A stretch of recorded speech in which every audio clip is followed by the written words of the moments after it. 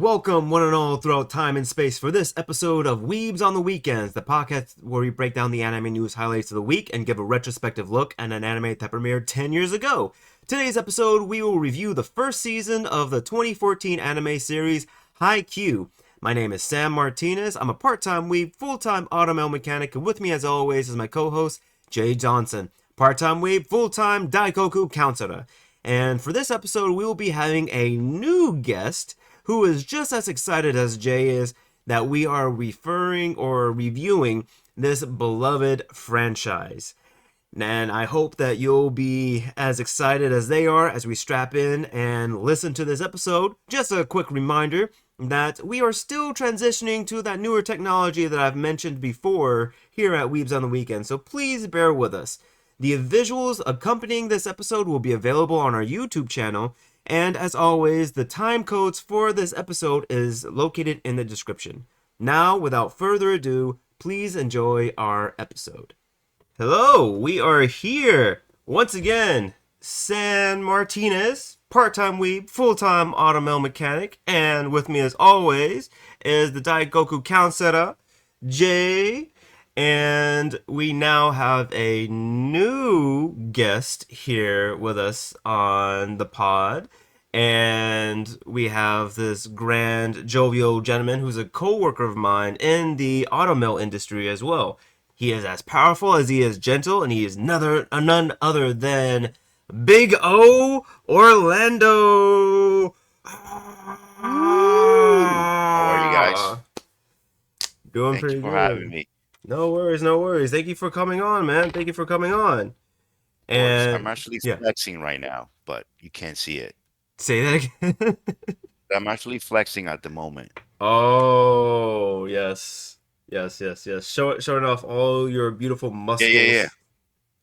It'll be great because the anime that we have today, like, it's going to be up your alley. Because I know that, like, with us talking before, we have a lot of background in health, fitness, and in sports. So, if you would like to give a little bit of background about yourself for our viewers, or viewers, listeners.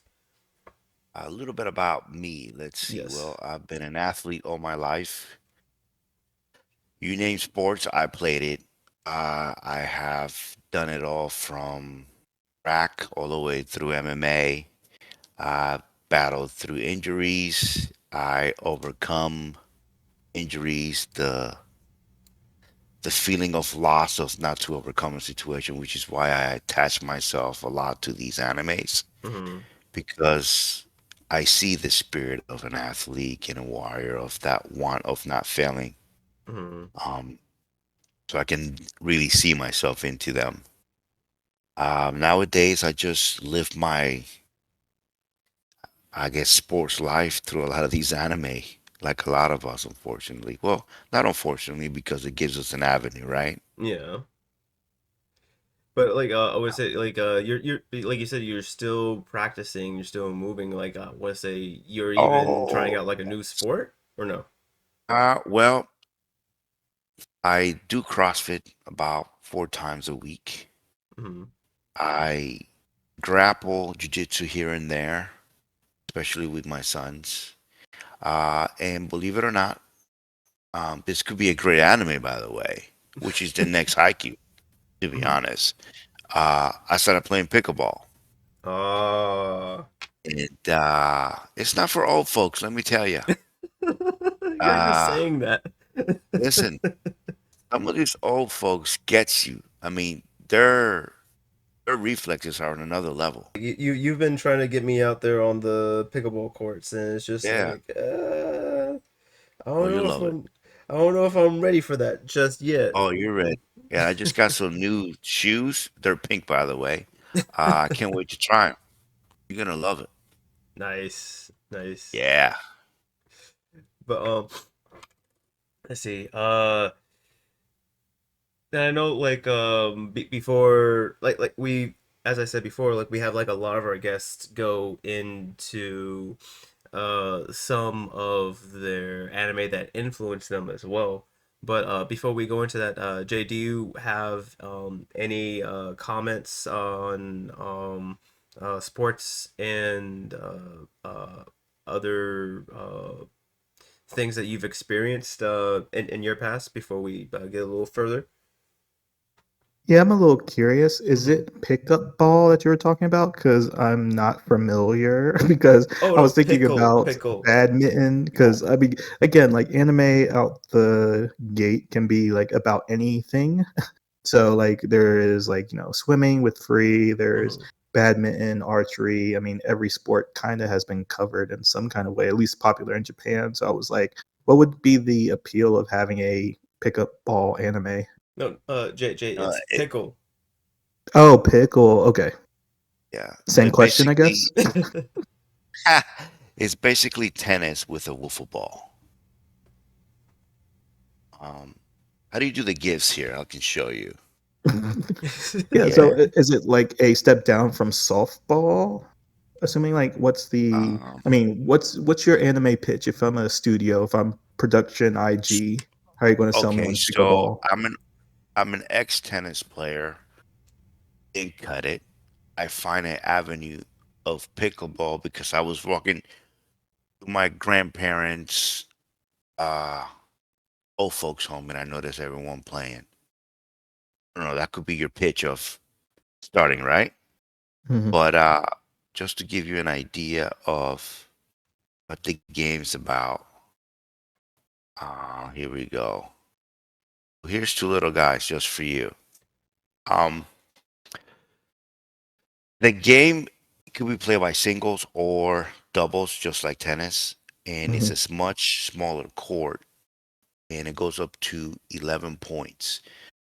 When you serve, it's the only time you can get earn points, so you have to either beat the first and second server to get your points back, or continue the battle until you beat them. Kind of like volleyball, but you only earn your points when you serve.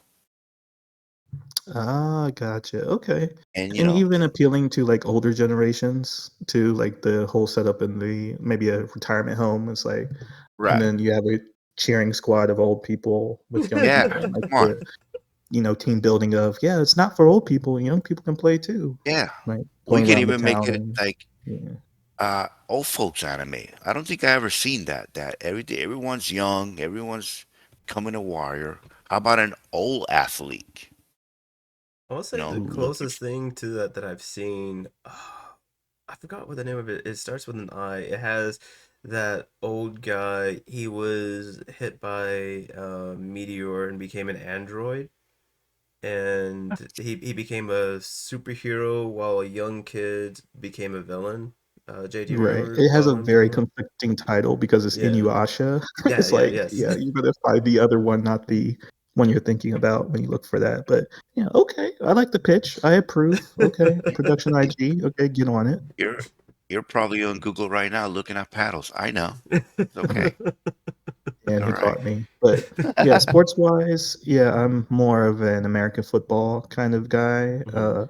But after watching Haikyuu for so long, I got into playing volleyball. I watch it almost religiously now, and Nice. I played at my school as well, part of our teachers team. So yeah, I think I've gotten into sports later in life, and it's Hmm. really thanks to Haikyuu. I got you. Oh, Hey, nothing wrong with that. no, I played a no. lot of football when I was young. I was gonna be a D1 player, but I fractured my back and I had to close that window, and it was tough. When you train and train and train, and that's all they teach you or coach you is like, you're gonna make it, you're gonna make it, you're gonna make it, you make it, and just like that, within a second, it's gone. So it's tough to Right. find that will to keep going or finding something else. So that's cool that even at your later years, found something else or Yeah, something a to do. season or a career-ending injury is kind of like common nomenclature nowadays. Like people, when people say that, they're like, "Oh, I know what happened," because sports injury is a common Yeah. occurrence, and your body is your weapon or it's your instrument. So when your body goes, it's like, "Oh yeah, that life is over." So Yep. Yeah. Yeah. That's always been my problem. My body gives out in a certain situation that it just can't take what I I'm trying to put out of it, if that makes sense. Eat like senso beans, Sensubin.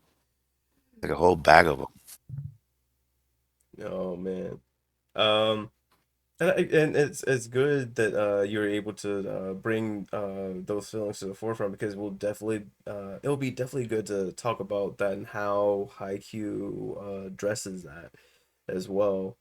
Um, as you mentioned earlier, like how they portray the athlete, if they do it correctly, incorrectly, things like that. But before we get into that, right, Mm. let's talk a little bit about the 9 anime that influence your viewing. So just to give you a bit of a background, it's something that we do for all of our guests, for our first time guests, to give our listeners, viewers, 9 anime that influence what anime they watch.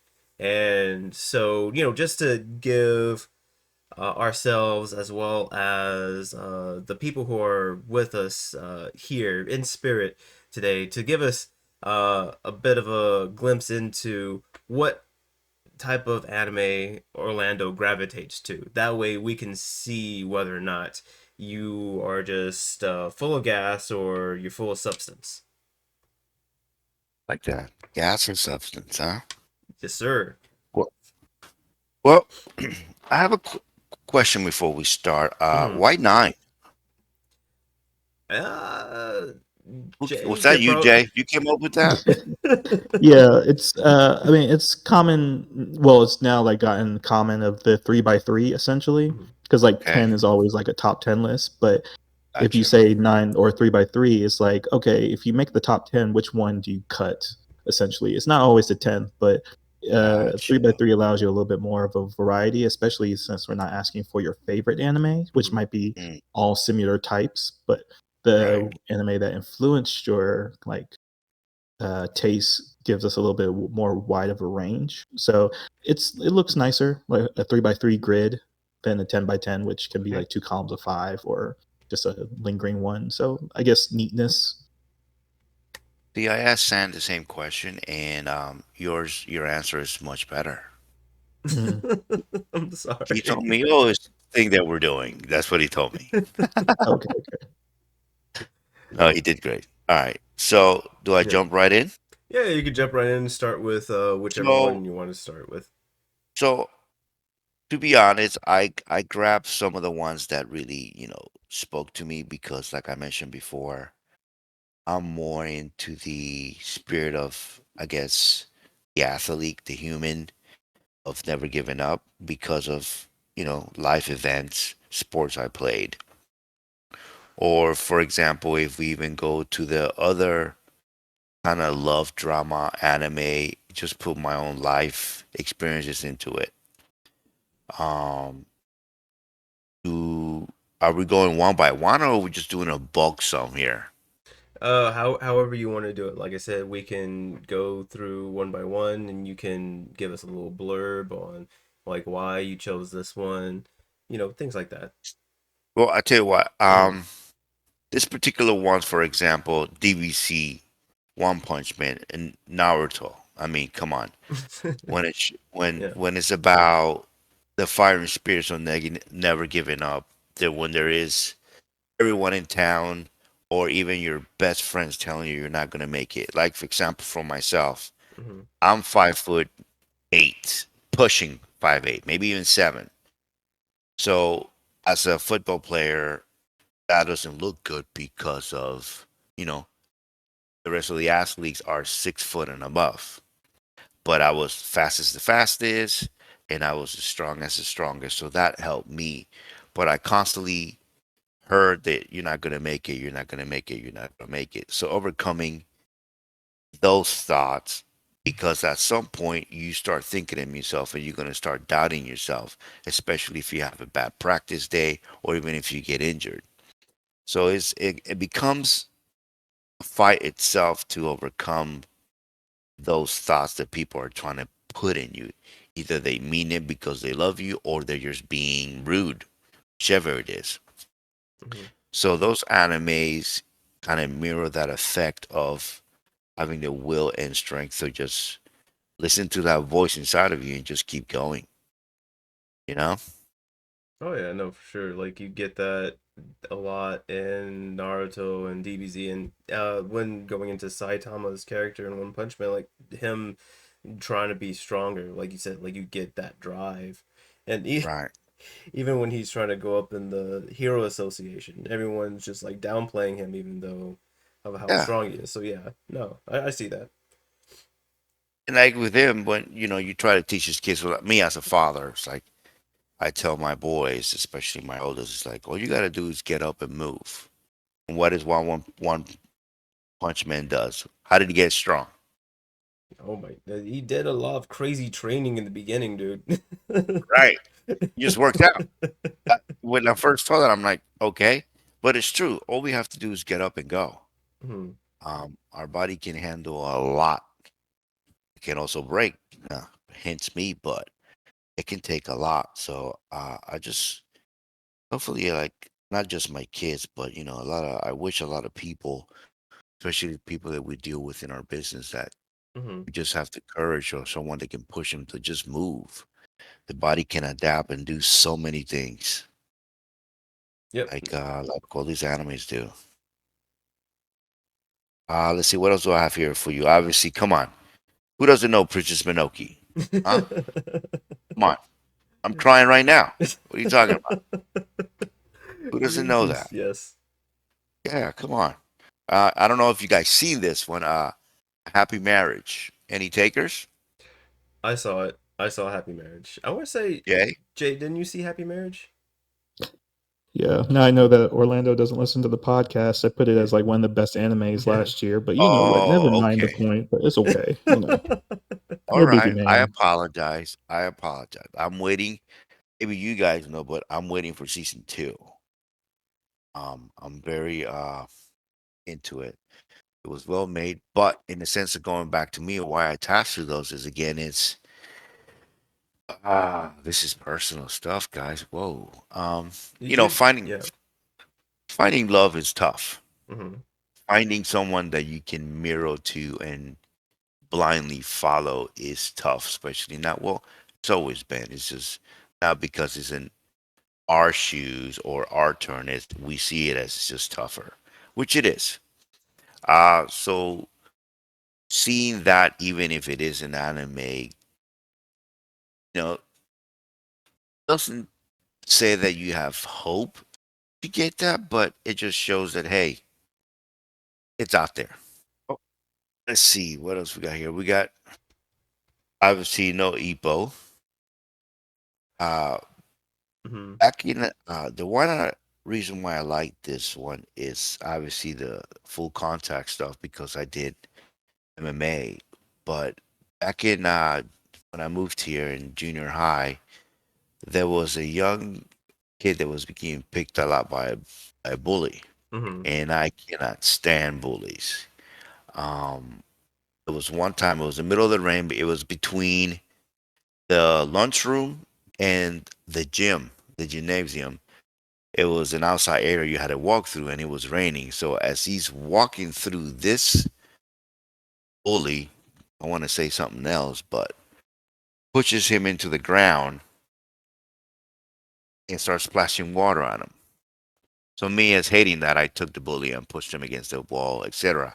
But the Hmm. reason why this anime gravitates to me because that particular young kid, which is a friend of mine, he became a professional hip hop dancer, and he pushes kids and adults in that world of dancing. Like he's more of a leader now towards them, and Okay. it gravitates the need of overcoming someone's need to bully you to become someone so inspirational and strong to others. And that's what I see on No Ippo. He definitely overcame the bullying and became world champ. No, that's very interesting. It's like for a minute there, I thought it was like, oh, you're going to say, yeah, he went into boxing too. Or like, no, he became a hip hop breakdancer. I was like, okay, No, that's no, no. different. He was. It is different, but in a sense of he overcame a lot. I mean, Mm-hmm. he got bullied quite a bit, and for him to overcome and become a leader in his world, it speaks Mm-hmm. volume to someone that actually saw where he came from and what he had to deal with from some idiot kid. Yeah, and it's odd too because like I I'm trying to think. I don't think that they really. Oh no, they go into it a little bit in Haiku. We can Right. talk a little bit about it. There's like how sometimes like the bully is just like a hurt person trying to figure themselves out a little bit as well. Right. But no, like you said, like just like that spirit of overcoming. It's just very. I could see that. Okay, and let's see. Let's see, the last Yeah. three I have here for you, Mm-hmm. it's just more of common sense of I think you can follow my likes now, which is this hero mentality. Mm-hmm. Obviously you have my hero, you have the Berserk, Mm-hmm. and what's the other one I have in there for you? And Bleach. Okay. No, that's interesting that you have Berserk in there as the I hero stuff. have that in there because when I got hurt from Mm-hmm. football, I was kind of angry a lot, Mm-hmm. and I went into MMA, jiu-jitsu, and I started working out more. And I kind of, obviously, I did a lot of technique work, but I kind of just relied on my strength and my anger to Oh, overcome a okay. lot of the obstacles. Yeah. So, it helps a lot, but it could also put you back on the bench because you hurt yourself. But in the sense of using nothing but strength and anger to overcome situations, I've done that a lot, so that's why I put Berserk in there. Okay. Yeah, just to show that like the road to healing, it's not always pretty, but like you said, like as long as you are moving forward, you're not necessarily just you're not in the same place that you were, right? You're at least Exactly. somewhere along the road to recovery. Okay. Right. You Oh, got it. that's a pretty interesting take on because I didn't think about that before. So no, that's Yeah. very interesting. It's a very good list right here. So Jay, knowing about my list and difference between Berserk and No Ippo, how do you think that difference is, or I would say line up with each other, being that they're from total polar ends? Mm, gotcha. Yeah, I mean, overall, I think there is a lot of continuity between your choices. I mean, My Happy Marriage is kind of the outlier. Same thing with Princess Mononoke, but Hmm. I do get the vibe of like I guess it's like looking back in a more experienced way of like revisiting these shonens and how they like really establish this very like not immature philosophy to life, but a philosophy that seeds itself in the idea of hard work and struggle and pain and suffering and the nature of it and overcoming it. So like I see like, oh, you'll probably enjoy Baki. So I mean, that's what we really want to get out of the nine Right. anime. It's like, oh, okay, now I get to understand what I could actually recommend to Orlando. So I would say, like, looking at this list, Baki is probably a good series for you to check out if you haven't already, or Kengan Astra. I think anything that puts people on the front line of danger or harm or uh self introspection is like up your alley. So like the Hajime no Ippo thing is like, I think it's so underrated, especially in the modern Right. younger generations. I think we're all of the similar age, so it's like something that is forgotten about the idea of I guess you're not always the star character. You're not always going to be in the limelight, but you are the protagonist of your own story. So it's like, how are Exactly. you going to live your life accordingly, like full of virtue? So it's like kind of reflective of you as a person too. It's like you're a very virtuous person. Like you have this. strength. Oh no, I'm going to get all gushy about the psychology of what you guys pick. But essentially, I do understand like these are picks that speak to your personal identity. So I think that says a lot of good things about you as a person. Appreciate that. Oh my I can't wait goodness. to go through your list. Well, too bad you have to watch. You have to listen to that on another episode because I don't remember what I have because Haikyuu no, but snuck itself on my list. It should sneak itself on my list or Fear In most recently, but Mhm. yeah. I That's would say that go that listen to another episode of the podcast and see what I say. that's one thing that I was going to think about because it's like I feel like as you said, Jay, like we're consuming new anime, so it's like how often should we go or how often should we revisit our list, right? And it's something to think about, and it was also interesting too, because I want to say Orlando's list. We haven't had many that had like a newer anime like My Happy Marriage on there. Had we? Because like usually it's like older like 2000s or 90s stuff. Whenever we had our guests on. Right. Yeah, I think only Alonzo, because he religiously watches anime too, had like a Mm-hmm. most recent something on his list, but I can't recall Yeah. nowadays. But no, like it's definitely a good, solid list. And now that we've got that as the backdrop, I think we should transition a little bit into Haikyuu. So everybody suit up because we're going to be going on the courts. Pew! So, Shoot my knees up. Yep, we're good. while we're putting our gear on, I'll just go ahead and give a little bit of a summary on Haikyuu and a little bit of some of the production stuff. So, for the listeners and the viewers who don't know, we follow the protagonist Shoyu Hinata, who is heavily inspired into going into volleyball after watching. I don't know if it's a local for him or not. It shows that he was watching it off the screen, but he sees a high school team go to nationals, and there is a player on there who's known as the Little Giant.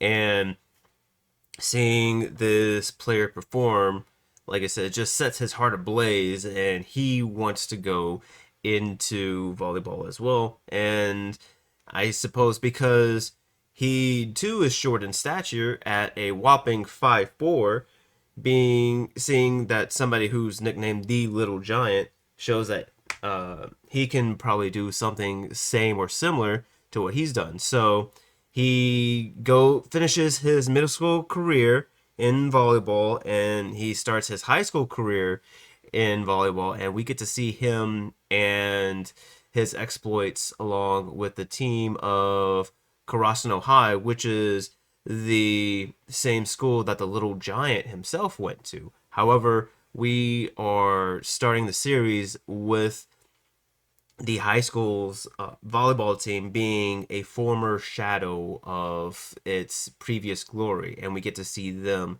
in their rebuilding season. And the production studio is known as Production IG. They are so it's the studio that's done Sword Arts, more recently Kaiju number 8, and the source material was a manga at first. This is in the genre of sports. It's a shonen. The rating is PG-13 or older, and it's also available on Netflix and Crunchyroll. Now, one thing that I want to ask the both of you is what was your first exposure to Haikyuu? Orlando, let's start out with you. Meaning, where did I see it in TV or internet type of question kind of thing? Yeah. Like how did you learn about it, and what made you start watching it? Um, I think I was watching a video with Ivan Mm-hmm. and a trailer of Haikyuu came on and I'm like, oh, what's this? And just like you said, it showed him watching the game and the little giant just a little bit of what he has to overcome, and then funny enough, I think who dropped it? I don't think it was. I don't think it was Netflix. I think it was Crunchyroll. Mm-hmm. And then that's how I got involved with it. And then I think I bench watched the whole season. I didn't get up. You were just glued Man, to the couch. yeah, I was glued to the couch. I think I dozed off, and then I finished it the next day. But yeah, it was one of those that man, it just grabbed me edge of my seat, like what's gonna happen next. I can relate to that. Like, oh, look at this, look at that, look what he did. And yeah, it was. I guess it was meant to be. Okay, okay. It's up there, top of my top fives, Jay. It's up there. Maybe top three. I'm with you. So, Jay, what about yourself? This was a kind of a shameful beginning to my story, but I was one of those weeps that was like sports, yuck, kind of Oh uh, my God. kind of people. And so maybe like trauma from high school. It's like if you're not a sports kid, you're just a loser. But yeah, this was Oh, I'm during the sorry. height of 2019 and the lockdown. And you know what? I was like, you know what's an anime I should watch? And again, a long list of anime that you should watch, but Haikyuu was at the top. So I watched it once and then again, and then I watched the dub again and again, and I went back to the sub and again I watched it. It's probably my most watched anime, and it's something that kind of just sets a standard for excellence, or I guess even like the shonen genre for me, because like this is like now that I've rewatched it again for probably the seventh time, Oh my goodness. that this is like the one anime that if there were if you could only choose one anime to watch for the rest of your life, this would probably be it. Even though it's not my top favorite anime, I think it's the one that's most rewatchable for me. Oh my goodness. That's very interesting because as you very very similar to you, Jay. The only reason why I started watching this is because both of you were a bug in my ear. You're like, "Yo, Haikyuu's the best. Haikyuu's the best," and I'm just like, "Sports anime though, they always win. Why do I have to watch it, right?" Or at least like I have that um, stigma in the back of my mind, and it, after finally caving in and listening to you two, I'm just like, okay, this it definitely merits some watching, but it's just very interesting that you said how much replayability that it has, even though you know the outcome of it. So it will be very interesting to see you explain that a little bit as we continue on. Let's see. Oh, what was the one other thing? Okay. Uh, Another question that I had too was if this was your first sports anime. I guess with Jay, we kind of got that answer from him. But Orlando, was this your first sports anime that you watched, or have you seen other sports anime before? You mentioned Hajime no Ippo, but I don't know which one was first for you. Uh, wow, that's a good question. Let's see. My first sports anime. Uh, maybe. I can't recall to be honest, but Mm-hmm. um, there was okay. There was a before Ipo. There was a tennis Oh, Prince of anime. Tennis? Yeah, this little kid that looks like Vegeta. Little kid that looks Um, like Vegeta. Okay, I well, think that's him. he's got this little hat on him. Mm-hmm. Anyway, I didn't get into it like finish the season, but it gravitated me. And then, funny enough, maybe a couple weeks by, that's when I saw the trailer for um IQ. So Mm, I guess that that I can recall, it was actually watching episodes of it, yeah.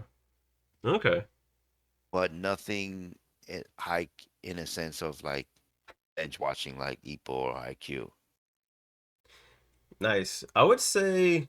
like for me, I guess like anime that I've watched. I don't know if you would consider it sports. I guess it is still sports. Megalobox. That's the one in recent history where it has the boxing with the people that had the um mecha I'm gloves like, on. Yeah, like yeah, yeah, I think it was that one that would be considered my first one because like I went out of my way to watch it. And I want to say Haikyuu was like a close second. And I don't know, I guess because like it had mecha in it, so it tricked me. It's like, oh, this isn't a sports anime. It's about robots, right? But it's boxing. Boxing's still a sport. But yeah, no, like it's very, very interesting. Jay, what was I correct in my assertion about Haikyuu being your first sports anime, or was I wrong? I mean, it was the first one I went on my way to watch. I mean, I Mm-hmm. think on Toonami, or at least one of the channels that used to show anime at the time, I think I first saw is Hikaru no Go, about the Oh yeah. Go player. I think that was technically my first anime that was like, oh hey, there are anime about sports and not about dudes punching weird aliens, essentially, or space cowboys, essentially. So yeah, I think that would be my first sports anime, and then it was like, hey, I'm not cool. I don't like sports. That's for cool kids. So that yeah went all the way up to until like 2019. So That's interesting that you considered Go as a sport because it's like chess or it's like a sister to chess. And now that you mention it, like they are actual athletes. Like I've been right. told that they would have to consume so many calories because they're using so much and trying to think and plan and all of like their day entails. So it's very interesting that you bring that up because I wouldn't really think about that like knee jerk reaction. Mm. But no, that was very, very, very good. So that's all that I have in regards to like little opening questions. Jay, did you want to go into the team stuff? oh yes, I'm so excited because for how character centric Haikyuu is, I thought it was best that we do a fantasy draft team essentially, Hmm. where we do the standard 7 positions, talk about what we think would be good character dynamics and like why we pick these characters, essentially just build a new team around a motto and a captain if you want to go that far. Well, I did ask for the that you come with a motto, so if you don't have one, think of one right now. But yeah, whatever. Okay. Yeah, Yes. now this is like common. This is like a common thing that people in the Haikyuu fandom does, and then there's like templates for like certain characters have certain amount of points, and you get a total amount of points. But we just said, you know what, just throw away all the points. Who do you think would make the best team? And essentially, this comes down to who do you think works well together, who had the best play styles, who had the best understanding of the game of volleyball, because I'm sure something that maybe Orlando can speak about the high level of athleticism that the anime captures. Like a lot of Yes. YouTube videos are about like professional volleyball players reacting to Haikyuu and how they actually Hmm. depict the sport being played, both from like a technical standpoint and like accurately representing the sport as a whole. So I thought maybe I could go first so you can guys kind of get the understanding of how to go off and how you can follow up the best winning team that my team's going to be. So Oh, Okay. wait a minute. we All can do right. some voting. The listeners, viewers can vote some kind of way at the end, or just think about it for themselves. But essentially, the 7 positions are setter, opposite, right wing, left wing spikers, 2 middle blockers, and libero, if you like. So for my team, I don't have a name. I should think of a name, but I'll come back around to that. So for my setter, I picked the Atsumu. Is Atsumu the setter? No, the other twin. That would be Atsumu with the A, the blonde-headed kid. And then for my opposite would be his brother Atsumu. So these are two characters that get introduced in season 4, Oh which my has the full gosh. title Yeah. of To the Oh, but Top. you're cheating right now. I thought we were Uh, sticking to one. oh, sticking to one? Okay, I mean that's fine too. That's what Sam told me. Oh, okay. I thought it was season 1 as well, but Oh, okay, gotcha. yeah. Okay, cool. Then let me switch up on the fly. I'm Then I'm going to sorry. pick. No, it's fine. It's fine. Yeah. It's fine. Uh, then I'm going to switch up to Oikawa, and his opposite would be. Ooh, who would a good opposite to Oikawa be? Um. Oh, I might have to come back to that. Now I'm changing up my whole team with the fly. Let's Yes. see. Okay, yeah. Remind So me okay, who so Aikawa Oikawa is. for Oikawa is the senior to Kageyama, the guy who raised him or Oh, okay. taught Yeah, him how yeah, to be a yeah, yeah. setter. With So the again, silver like hair. yeah. So it's the opposite setter on the Seijo team. Hmm. So now talking about a villain that you want to win, or you want a villain to win, because he's the antagonist of the first and second season. So it is like kind of he is the perfected version of Kageyama and Hmm. how well to where Kageyama doesn't have like the crucial flaw that Waikawa has, which is like this fear of prodigies essentially, because he's the everyman, he's the hard worker, he's the guy you really want to root for, essentially. So when you get like comparisons to other setters, at least in the beginning of the story of the first season, is that Oikawa was the guy. So if we're just going off of season 1, I would say Oikawa was like my setter.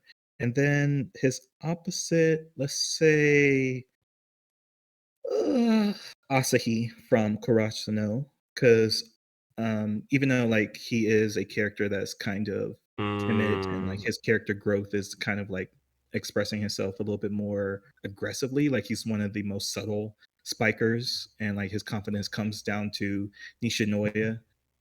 So, and I'll talk about my libero later on, but yeah. So Asahi, I think, is a power uh, or a powerful wing spiker in a way that he could work well off of Oikawa, because Oikawa brings out the potential of everyone around him. So I think Hmm. Asahi is the most underdeveloped player of the Kurasano team. Like he has the most untapped potential essentially. So that would be my setter and opposite. Okay. Uh, Orlando, would you like to go next, or do you need to think on yours a Um, little bit? sure, I can go. Definitely, I like the idea of continuing to grow. Not Hmm. being at you peak yet. So definitely my setter would be King of the Court, um, which is Tobio. Hmm. Wow, first name basis, damn. Yeah, listen. Let's see. For my see, I don't know here we go. The opposite of him. Oh wow. I'm like you, I might have to come back here. So um opposite of him, I don't recall his name, but it's the guy with crap. Maybe you know Jay. He is the guy who was good friends with the kid with the blonde hair who uses his eyes. I think his name is Kuma, setter for the other team. Of He's his Seijo? best friend. Oh, It's hmm. the guy that helped them when they've been friends since they were a kid. What is his name? Right. Like a Uh, background character. He doesn't really get a lot of focus. right. Well, just during the game, he got a little bit of focus because he's the one who built his spirit up. And the setter is the kid with the blonde and black hair. That didn't Mhm. talk, very shy. Which team did he belong to again? He was the one. He was the belonged the cat team. Oh, Nekoma. Yeah, so that's Kenma Kozume. Okay. This is the kid we're talking about. Mm-hmm. Okay. He would be my opposite. And then my right and left wing, I will have to go with. Oh, so I gotta go we're still on the setter and the opposite right now. right. Well, I pick my opposite. Mm-hmm. So then who would be your setter? Uh, that would be Tobio. Okay, yeah. So because we'll stick there and then we'll come to Oh, I the see where right. Yeah. I was trying to get ahead. Sorry. Damn, trying to put your whole team out Listen, there. I'm trying to beat Jay here. I mean, he was like, "Oh, all right, all right, Okay. all right." What's yours, Sam? So for me, and I'm trying to remember. So, uh, okay. And the way that the draft is going, right? We can't choose people that were already chosen, correct, Jay? Or No, it was just like a okay, total draft. It wasn't a okay, round cool, cool, robin cool, selection because cool. I thought that would be a little bit more. Because Yeah, like yeah, that now would be that a we're little only much. limiting it Yeah. to season one, then we have a limited number of each position, so it's fine to repeat. Okay. Because for me, I was gonna have Kenma Kozume as my setter.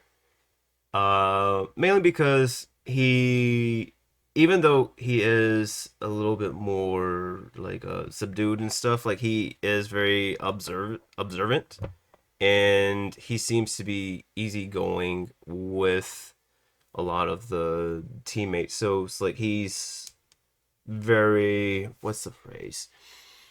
Um, Not manageable, but he can be adaptable if he needed to be.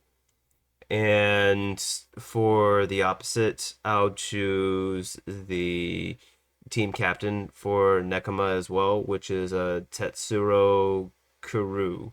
I think is how his name is pronounced. But basically, the team captain for Nekama, yep. And he was able to motivate Kenma whenever motivation needed to be done. So they worked very well, and he seemed to be a competent team captain as well. So or competent player. So those are my two peeps right there. I feel such like a nerd that I'm What? out nerding you guys because I just want to say these picks are wild.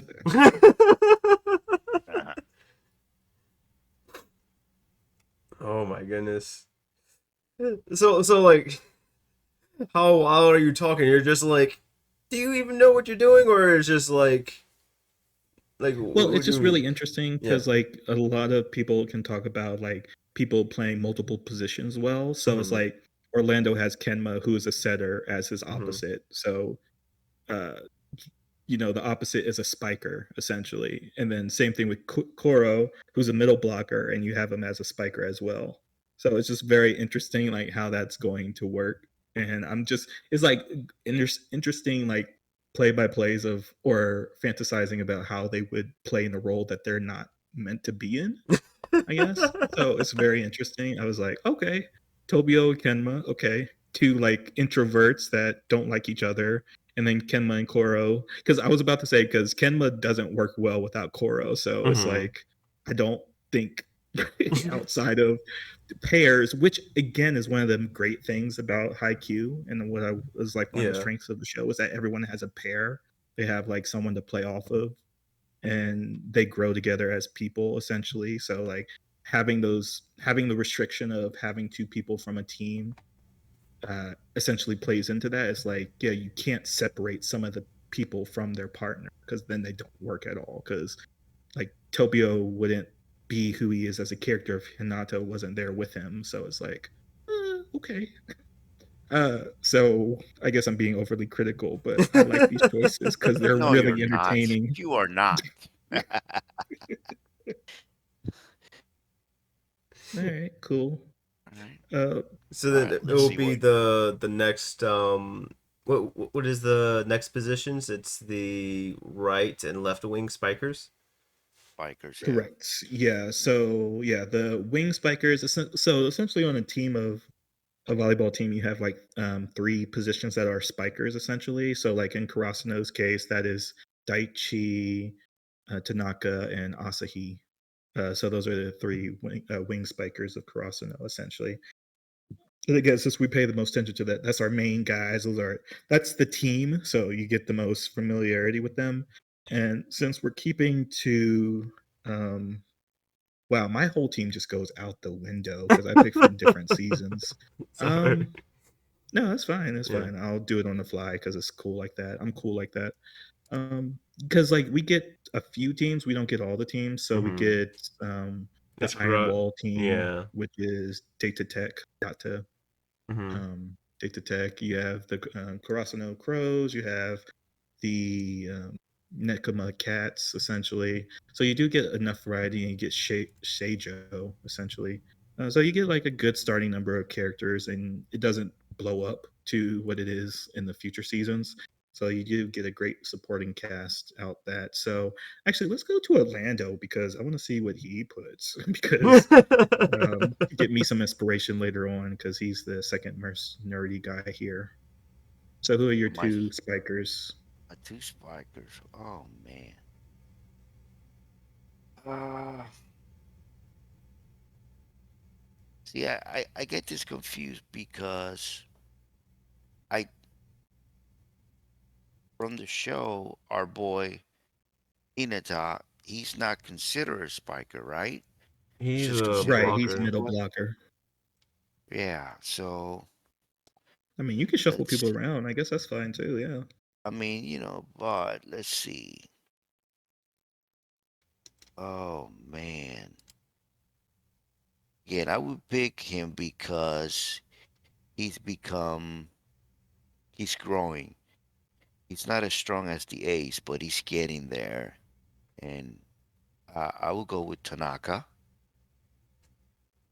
That's my right, actually my left. And for my right, oh man, that's a. You know what?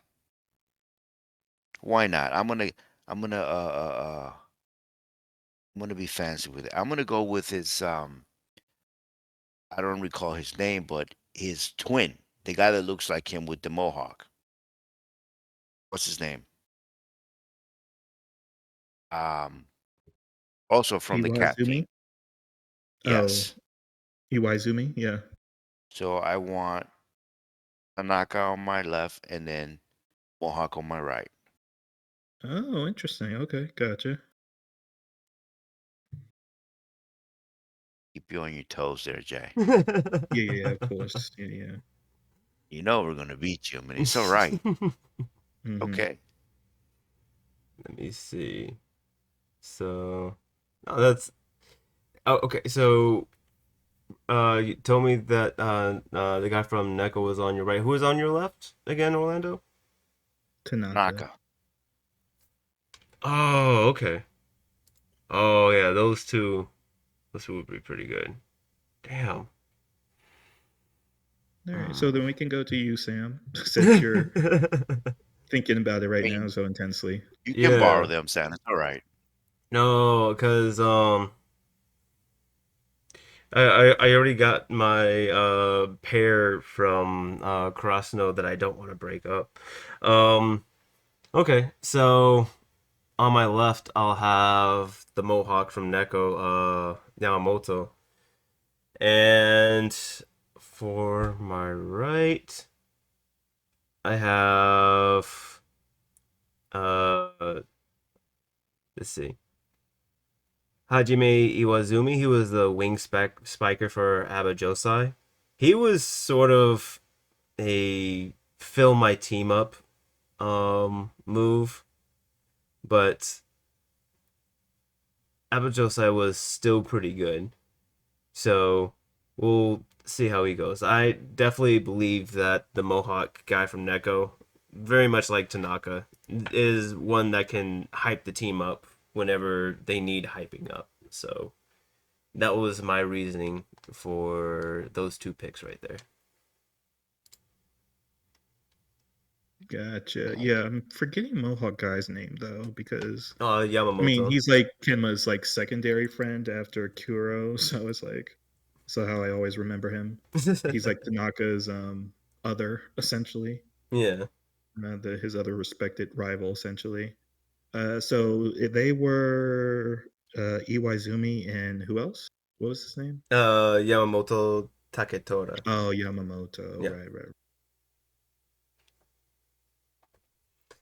I am trying to write these down. All right, gotcha. Okay. Well, that kind of gave me time to think, and I don't want to grab Uwaizumi as well, but that's such a good choice, especially with Aikawa on my team. Mhm. So I think I'm going to take take him as a wing spiker as well, because that's just like a good choice. Because like again, like he's the guy that he backs his captain essentially. Like he's Right. Mhm. like everyone has like the cheer squad guy that goes with your plays, and who I originally had here was Kotani, who's called Mad Dog in this role before, but he gets introduced in season 2. Oh, that's the Um, one with the blonde with the yellow stripes. Like he looks like a. It has like a tiger color tennis scheme ball. almost. So, Yeah, tiger skin or yeah. tennis ball kind of style. Yeah, yeah, Mhm. yeah. He's the uh yeah, not to talk too much about him, but yeah, Iwaizumi is a good choice because like he feels very much in the role of the vice captain role. So like Mhm. Daichi is that for Kurosano, and then Suga is that vice captain role. So it's always like the vice captain and captain go very well together.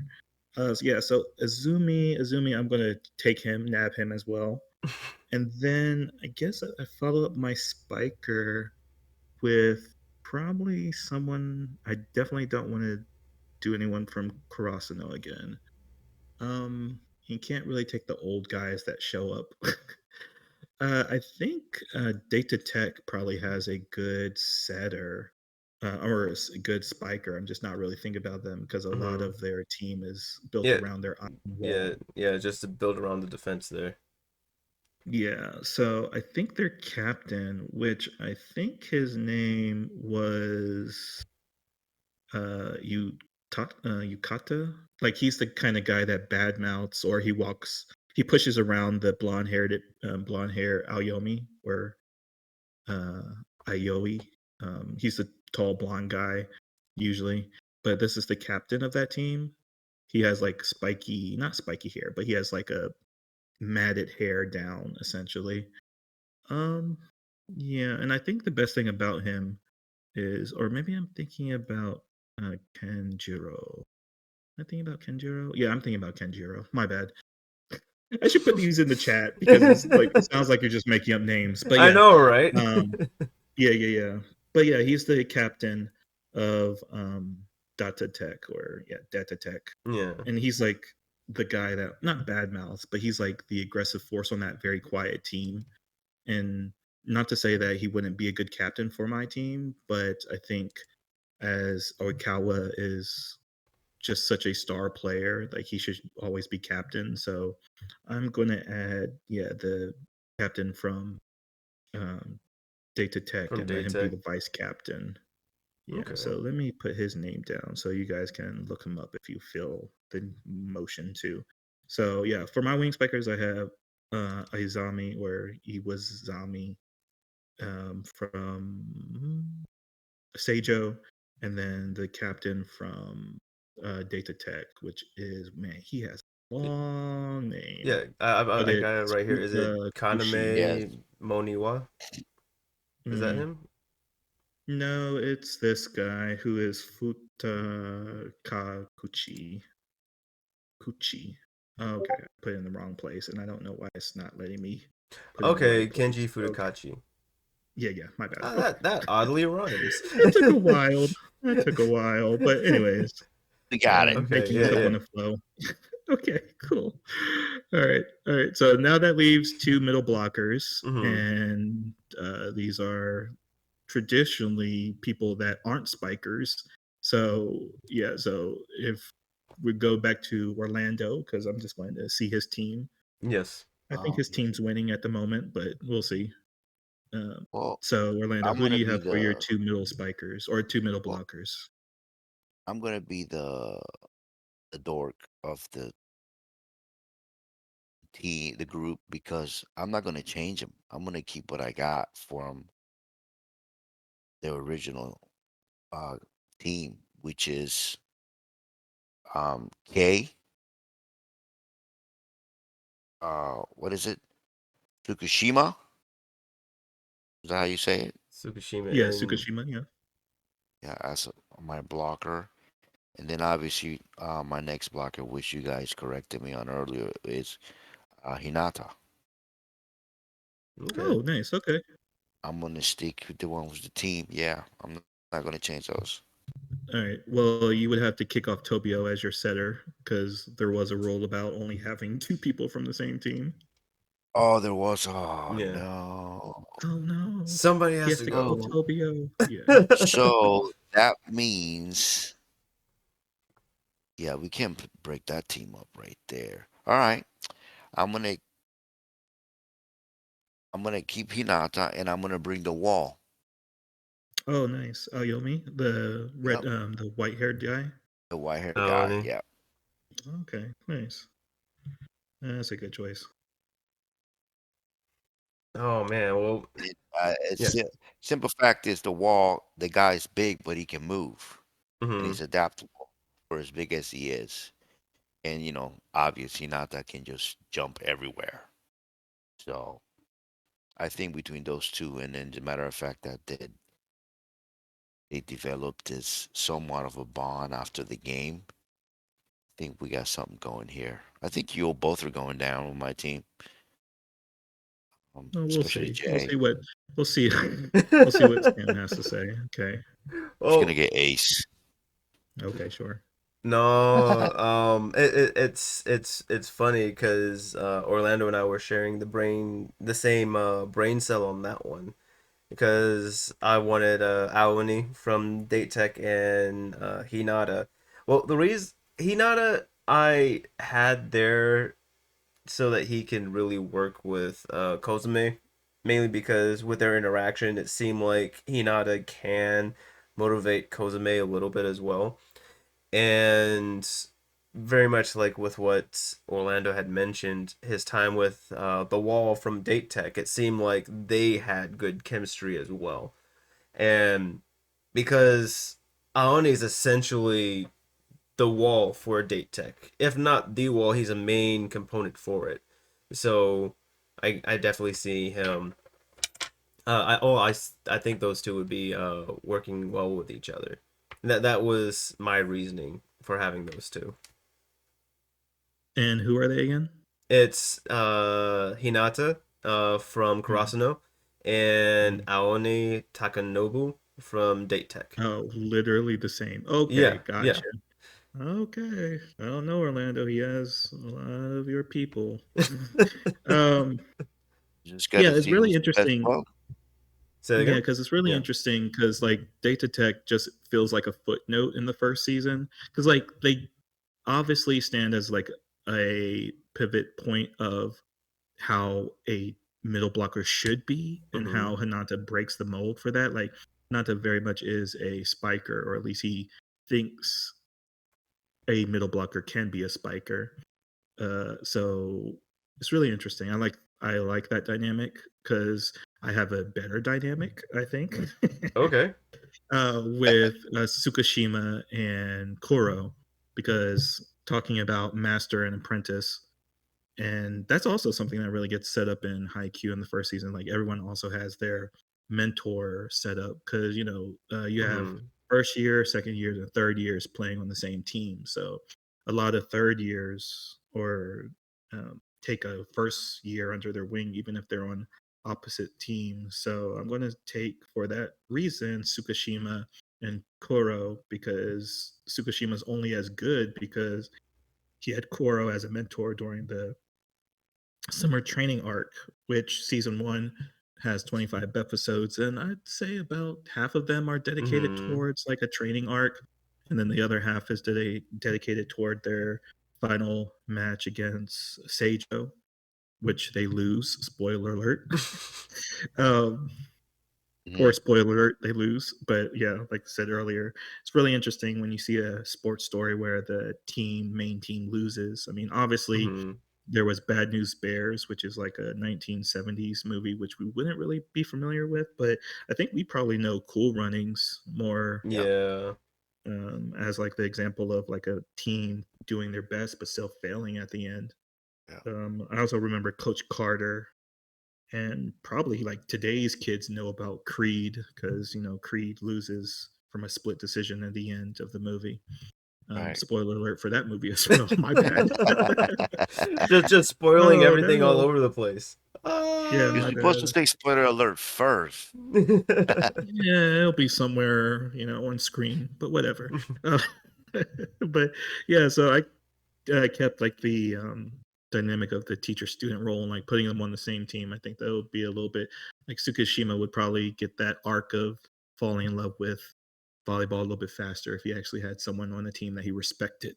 Because right now, he doesn't like anyone on the cross and no team. Yeah, So I At was all. I was gonna say like it's good that you had those two because in Tsukishima he is capable, but it's just like his personality is just so difficult to work with, and Karu was just able to get to him so quickly. So that's definitely a good pair right there for sure. thank you. See, Jay's winning. Anyway, so Orlando, I guess. Actually, I don't know Close. who your libero would be because you can't get anyone from Karasuno. Yeah. So Yeah. who is your libero? Uh, I'm gonna go with so there's 2 player per team, like different teams. Yes. Correct. Yeah. Okay, so my libero would be his his nemesis or equal would be the guy from the Cats. Um, Oh, Yaku. yeah, Okay. that would be him. Nice. Okay. Well, that's also who I'm picking. Ah, Sam, who are you picking? None other than Rolling Thunder himself, Nishinoya. Mm, wait, gotcha. That's obvious. That's a good choice. And and I Um, wish I hmm? wish we had some type of like computer application that we can put this in the Oh, to information. have a simulation to see whose team's better. Yes, have them go at it. Oh my, so I do have a question for Jake because like with the Libro from Nekoma, like from what we've seen in season one, we don't get a lot of characterization from him. And Orlando, you probably can answer this too, because I haven't seen much of season two. But the Libero from Nekoma, like, do we get any characterization for him, or is he just Nishinoya's foil the entire time? Um, I don't recall a lot of the second season, Hmm. so I think Jay would be better to answer that question, to be honest. yeah, it's fair. Like, there is a lot of like I guess overlooked potential with a lot of characters, Hmm. and Yaku does get a lot of flashbacks in the later seasons, especially with being like a third year and being like Koro's, buddy essentially.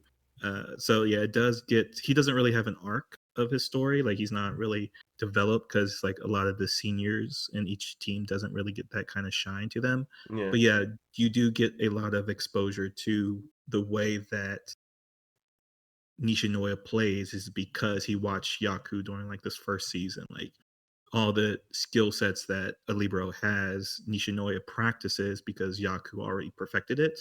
Yeah. Yeah, so it's kind of like from a technical standpoint, that's how his character works. Okay. That's good. Yeah, good. Yeah, yeah. Okay, so I mean these So, teams. Okay. Um, a little bit of I don't know. How do you guys feel about your team? Looking at everyone else, others' teams. uh, I don't know. I see me top of the podium. Mm. I mean, I don't know how you guys feel about that. I can definitely see with my team. I can see some growing, especially between King of the Court and Kai, because they initially didn't have that rapport. Hmm. They always bumped heads, but as the team grows, I think that'll be a good,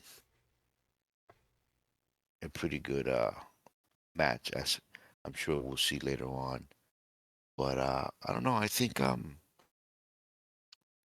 gonna give you guys a run for your money. Maybe if not champ, second place for sure. Sorry, Sam. You're losing. No, I mean it's okay. You can take second. I mean, I'm okay with the first.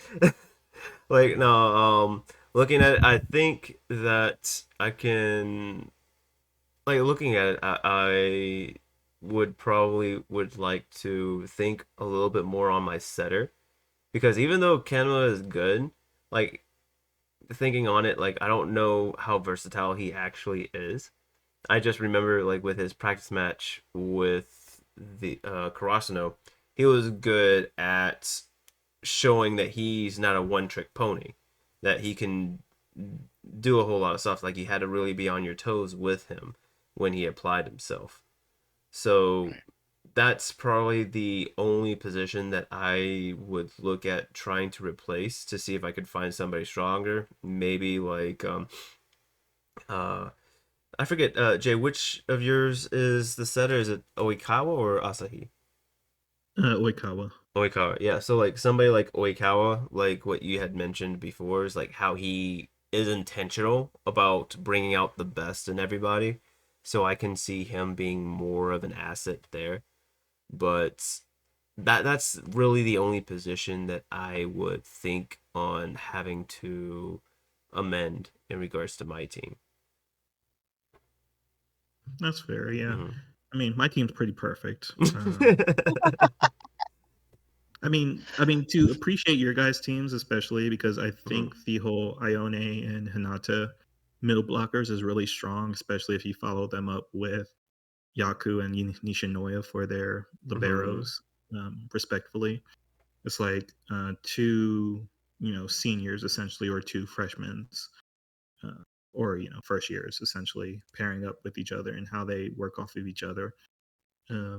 But I don't know. I think the strongest part of my team is also the middle blockers because I really like the Koro and Tsukishima. Sukashima pairing Hmm. for the whole student teacher mentor kind of dynamic. Because if you're going to build like a perfect team, you definitely want to think about in terms of their motivations, Hmm. and we don't get anything from Ione because he's a mute character. So Yeah. it's like for a story all about team dynamics and team building, it's like, can you really build anything with someone that doesn't talk? And even though Tsukushima's an introvert and he's a He joke, stares and at you, okay? yeah, he stares at you, but he does communicate in some kind of ways. Especially when he gets Koro to like actually teach him how to play the sport, really, Hmm. because they Yeah. kind of balance each other on the like serene versus quiet rage kind of side of things. But I think the best thing about Haikyuu again is the identity of your team. So Orlando, did you have a team motto? Man,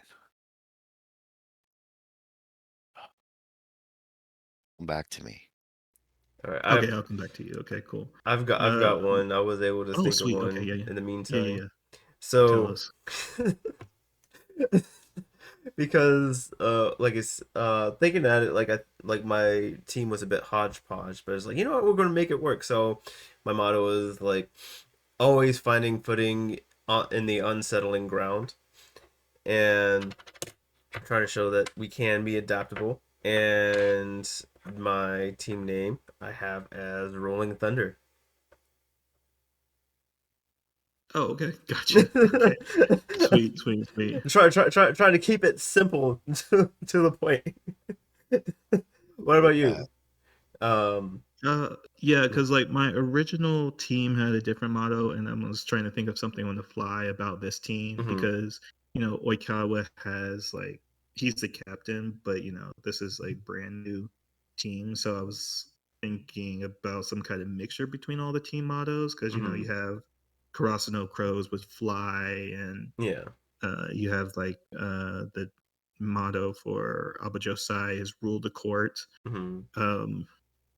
So I'd probably go with something like with rule the skies, something like akin to that. Ooh. That would be pretty good. All right, all right. Let's see. Team name. I think I'm gonna go with Death Valley, Death Valley. Ooh. just because of from height difference between the wall and Nata. Obviously, you got always ups and downs. So I think it fits there going on the fly with Death Valley, and it's catchy. Yeah, it Team is. motto. Ooh, I don't know about that. Uh, I don't know. Just going off the fly when life looks down, always look up. I don't know. I don't know. I'm still going with the wall Oh. and Inata height difference here. Obviously, that's just the one uh future team that will go away in 3 years, but that's all I got for you because of the height. I'm down to lows, Death Valley. Come get it.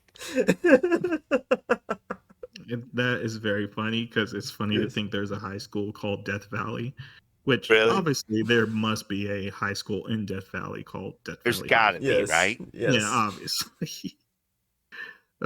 But yeah, locations in Japan where my people would be from. I was thinking like could be the team name, but uh, I'll take probably something from Windbreaker and call them Bufurin. Oh, Bufferine. Uh, yeah, high school.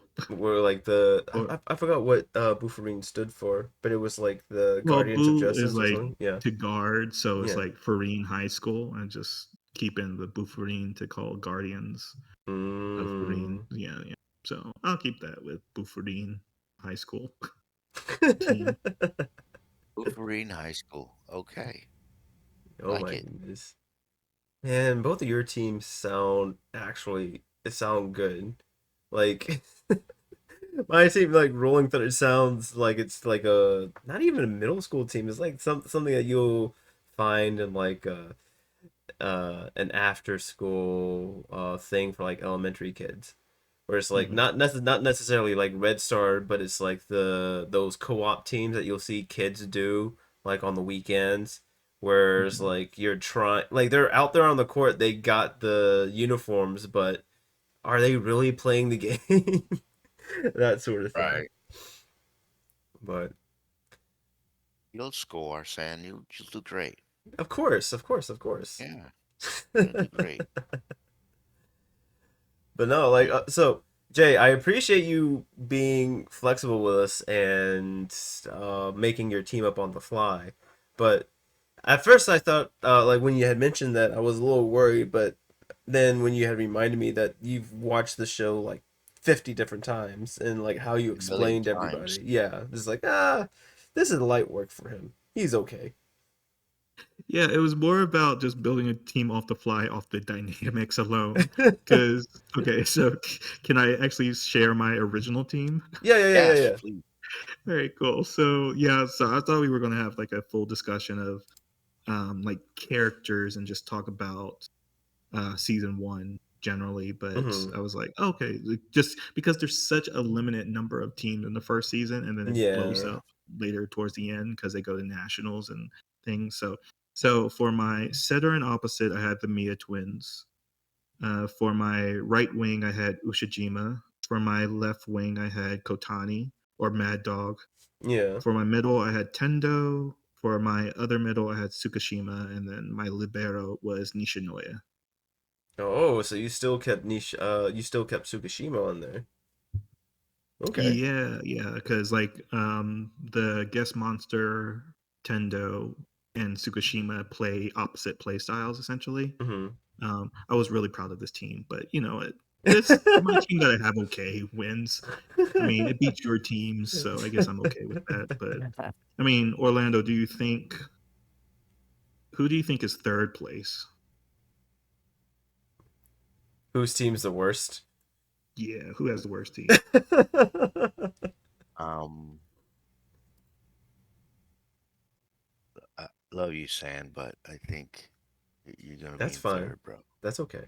It's all right. Okay, Sam, who do you think has the best team other than yours?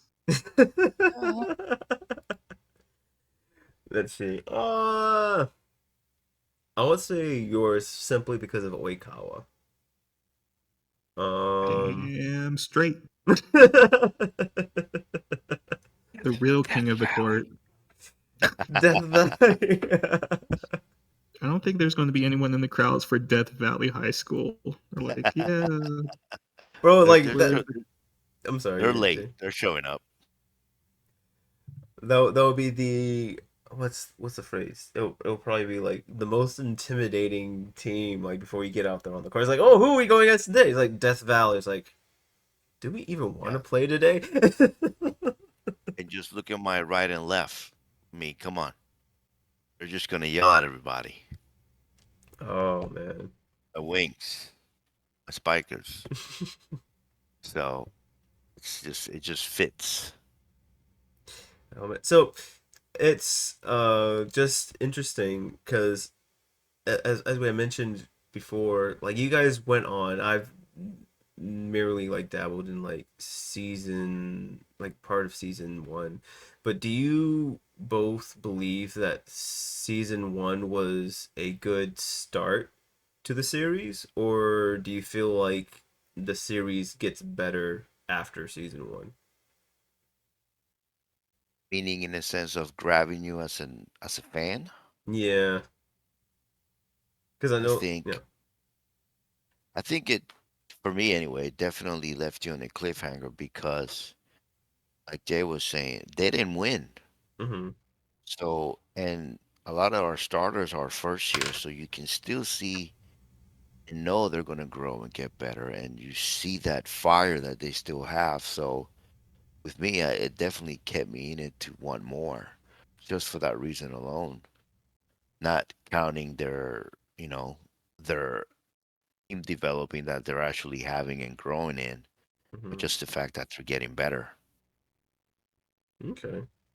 Well, what about you, Jay? What are your thoughts on the first season of Haikyuu? Love it, it. hate it, leave it. It's really rough because I think that it's a common, understanding that sports anime are very of a particular type. Mm-hmm. And Haikyuu and a lot of other sports anime, because IG was actually doing like Kuro no Basketball, which we talked about in another Mm-hmm. episode, but they were also doing, what was the other one? Ace of Diamond um, was what they were also doing at the same time. So like they Okay. were the studio for sports animes at the time.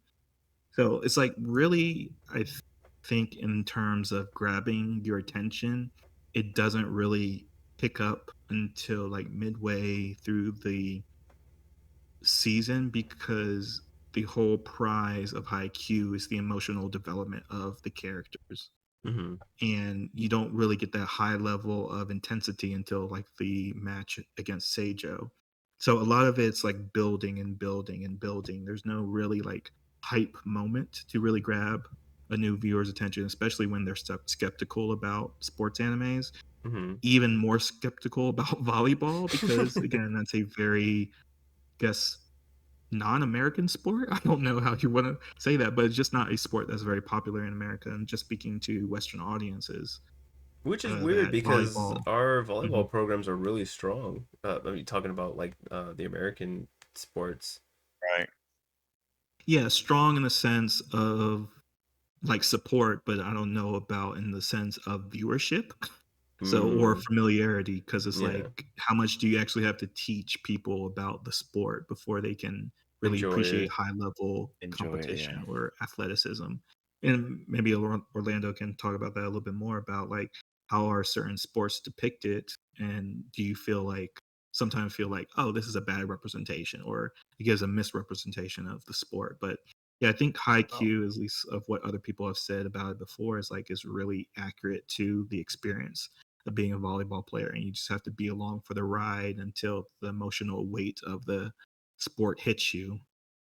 Yes, yes. I think well, with Haikyuu with me, yes, they capture the essence of an athlete. I mean, to the T of the struggles to being new at a team, to learn drills, learn development, and just adapt. But the fact of the different, like you said, Western and Eastern type of culture, you can definitely see the difference in the Eastern culture in um, this particular anime, and I think it shows a different of like just honor compared to the Western way of doing things, which is why Caillou kept me into it because I don't know, I've been part of a lot of teams, and that that level of honor and respect for your teammate is not always there, and it's tough to build rapport and even a team when you're battling everybody because everyone is going with themselves. And with this particular anime, you see that respect and initial fight to build this team rapport no matter what. And when you find that, then you have a great outcome.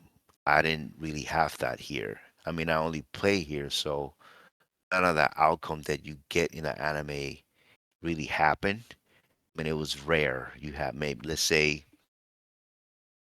football is 11 players on the field, 60 on dress, and not even half cared to be there.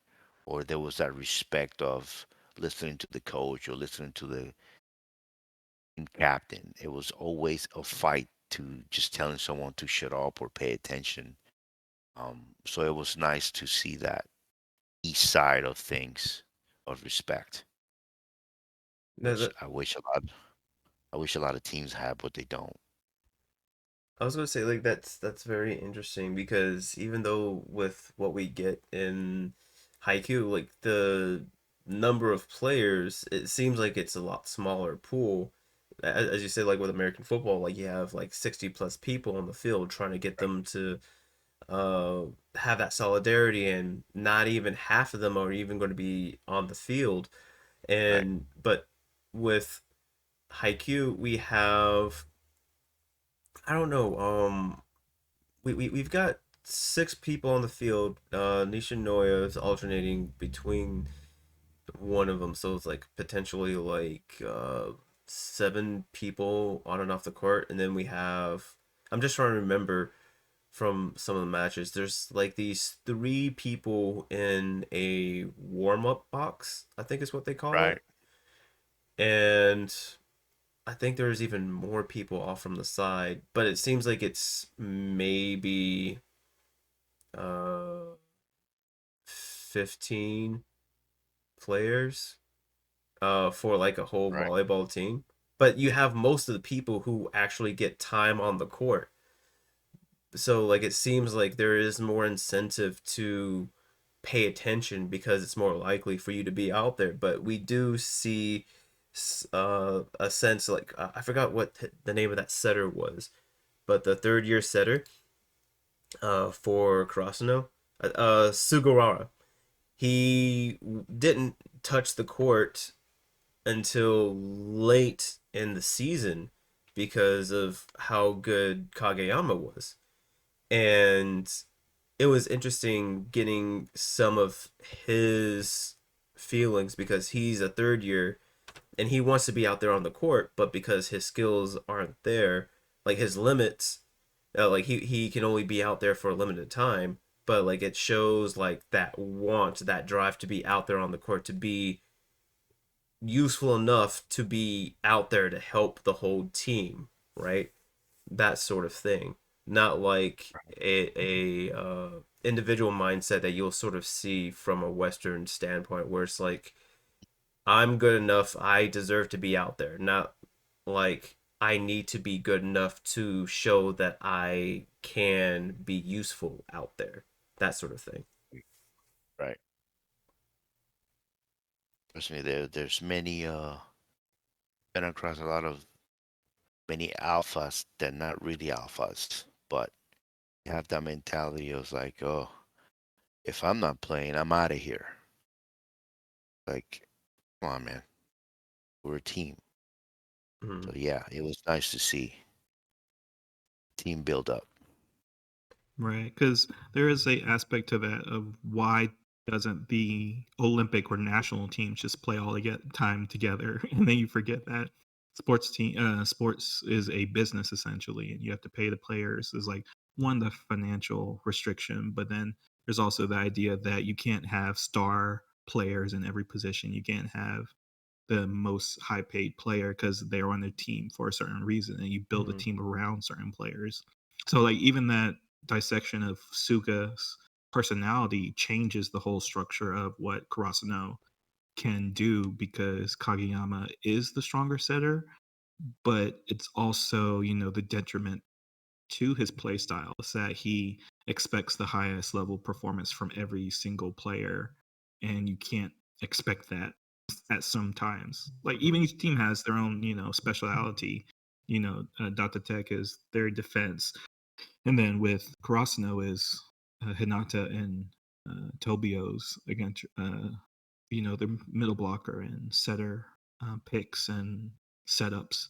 So it's like if you take those two out of the equations, you don't have a team anymore. Like a lot of teams Mhm. are built upon certain positions. So like most teams are either built on their spiker or built on their setter. So like not that Suga is maybe, well, I did say better earlier, but not that Suga is not as talented as Tobio. It's just that you can't perform, there's a lower expectation of him because his level isn't as high, I guess. So like the team roofs out or taps out at a certain level if he's in charge or he's in the setter position.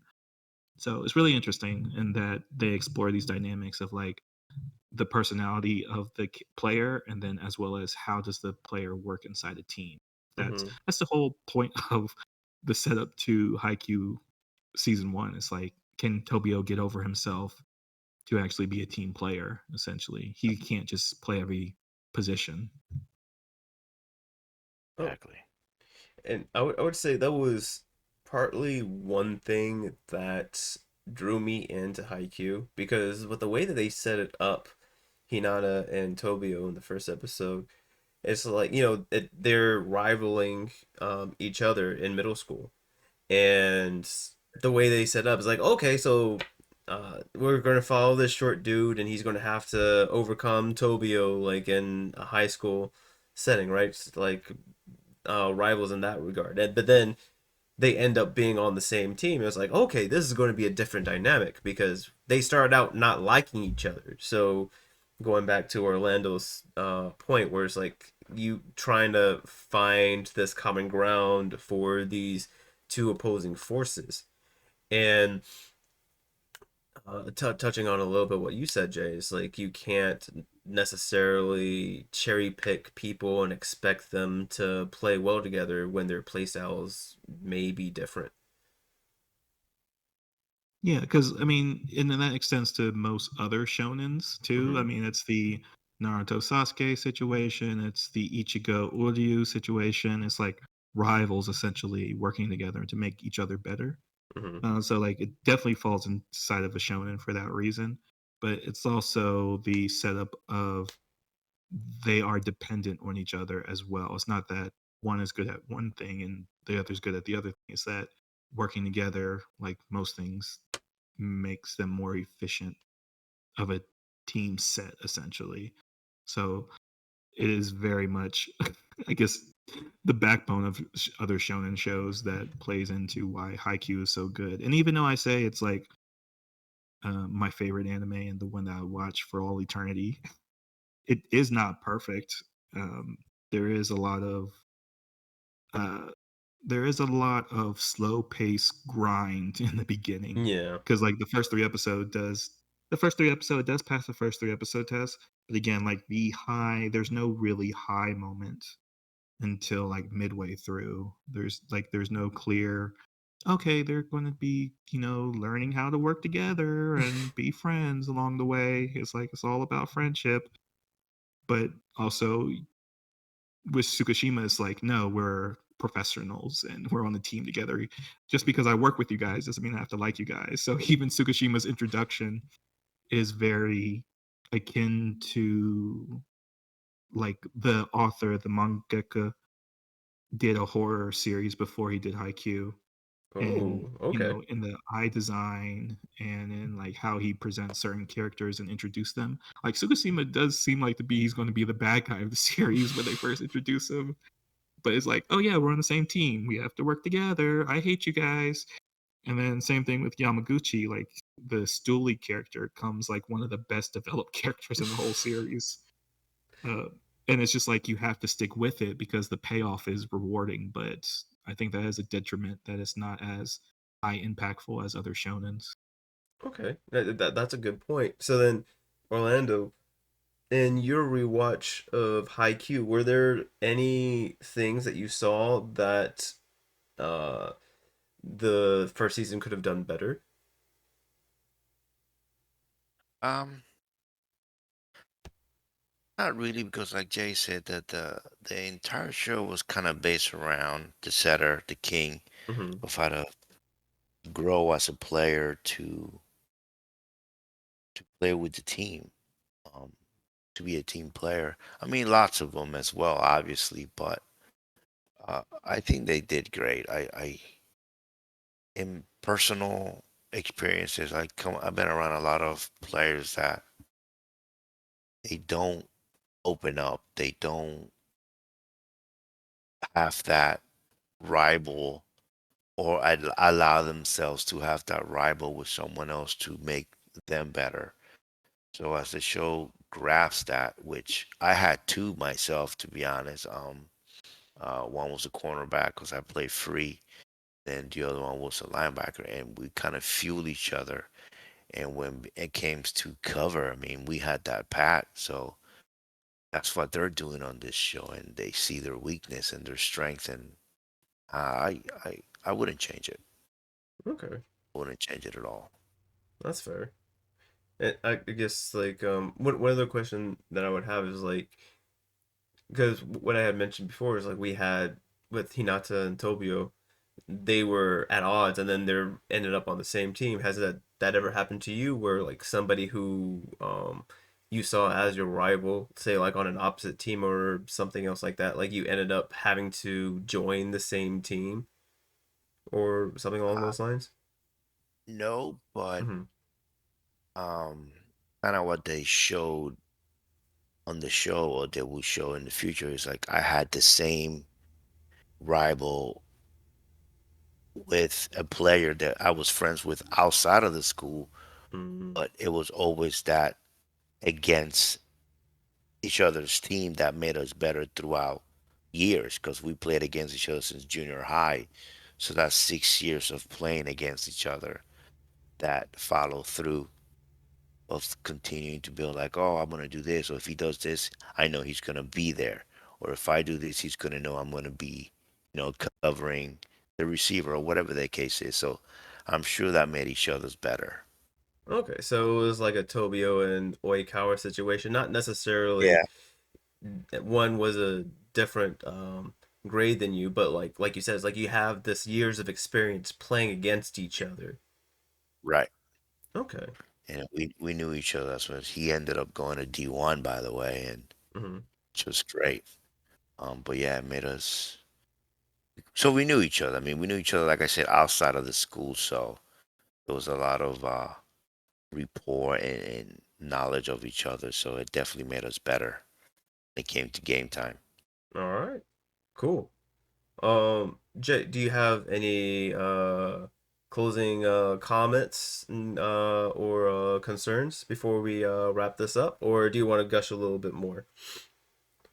uh, Gush a little bit more just real quick, that it is so absurd how good the English dub of Haikyuu is. It feels very Ghost Stories dub inspired because there is just some off the wall comments and characterization of these characters in the English dub.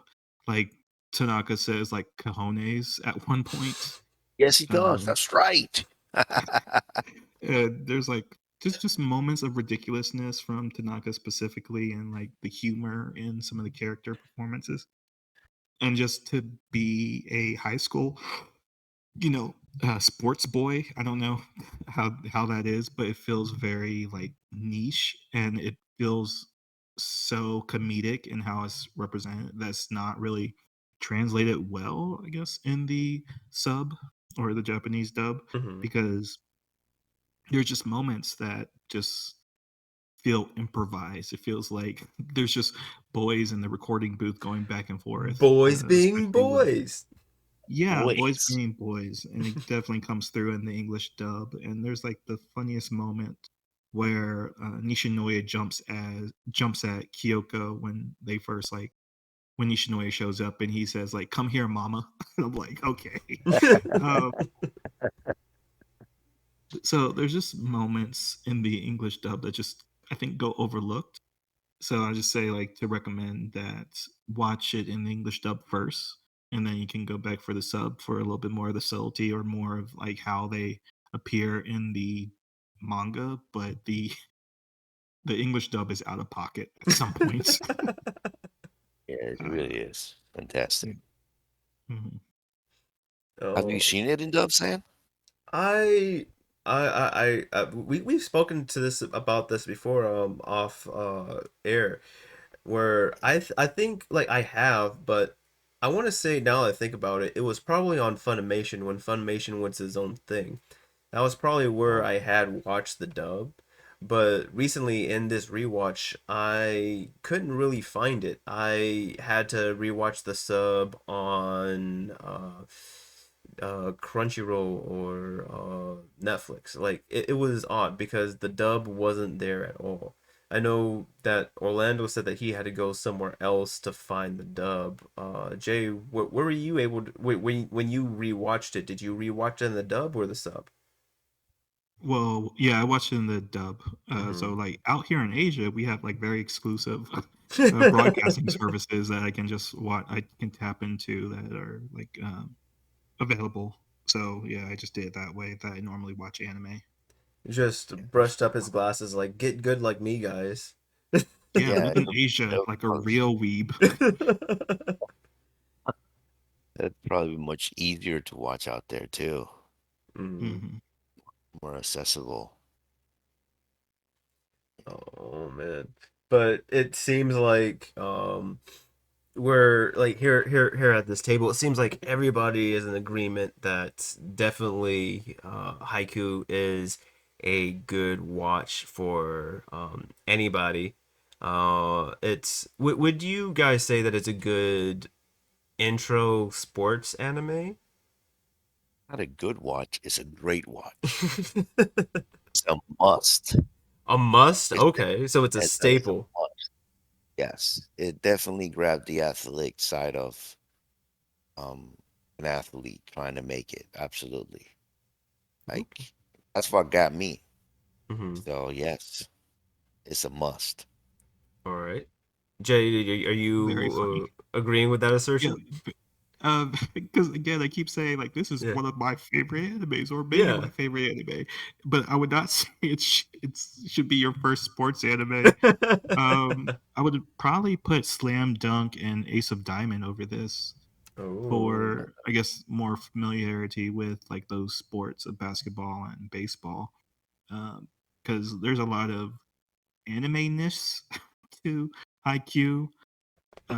Like Tobio is not like the best character at the beginning because he's like just a bad person. I guess at the beginning he's a kid, He's but yeah, learning to like I be a think person.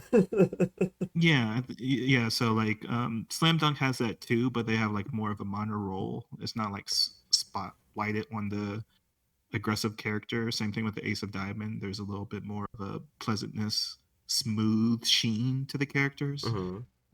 So I think those a little bit more of instructional too, of the games than Haikyuu is, because like even talking with you guys, it's like I don't think you guys actually know if you know how to play volleyball after watching Haikyuu, but it definitely feels more educational to watch Slam Dunk and Ace of Diamonds of like plays and the coaching elements behind it and everything about how to actually be a player in the sports and what it actually takes a toll on you as a person. Oh yeah, like talking about volleyball specifically, it feels like it's light shop talk, but it's a and as you said, like I am fumbling around. It's like okay, the libero can switch, but I don't know when he can or can't, things like that. And I know that they rotate every so often, so they have to work on different play styles for each teams and things like that. So, like, probably those were just like bare bone basic stuff and how they were introducing different serves and things like that. So I maybe just like know enough to where it's like, oh, I can watch a volleyball game. It's like, okay, that looks kind of familiar or something like that. So it's I feel like it's enough to uh enough to give you bare bones of the bare bones. If you want to venture out yourself and learn more about volleyball, you can.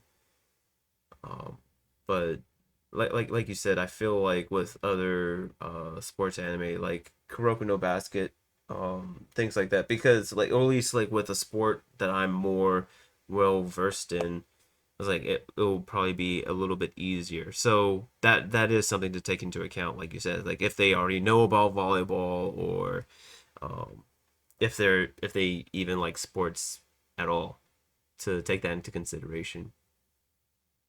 Yeah, I think my go-tos would be Slam Dunk, Ace of Diamond, Baby Steps, which came out very recently. So if you don't mind the um, older animations styles of the 90s and early 2000s, then yeah, you can go with my other choices. But Baby Steps is the more intermediate version of Prince of Tennis.